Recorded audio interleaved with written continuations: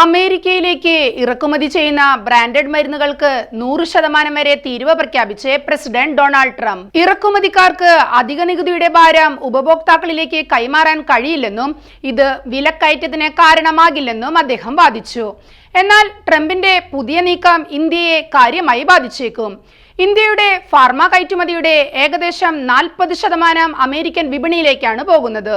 50% tariff ഏർപ്പെടുത്തിയാൽ Indian pharma കമ്പനികളുടെ വരുമാനം 2026 സാമ്പത്തിക വർഷത്തിൽ 5 മുതൽ 10% വരെ കുറയാൻ സാധ്യതയുണ്ടെന്നാണ് റിപ്പോർട്ടുകൾ.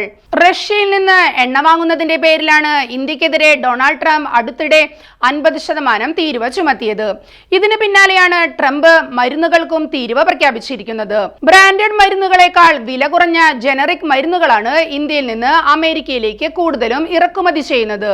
നിലവിൽ ട്രംപ് പ്രഖ്യാപിച്ച തീരുവ ബ്രാൻഡഡ് മരുന്നുകൾക്ക് മാത്രമായതിനാൽ ഇന്ത്യയിലെ ജനറിക് മരുന്ന് കയറ്റുമതിയെ ഇത് കാര്യമായി ബാധിച്ചേക്കില്ലെന്നാണ് വിലയിരുത്തൽ.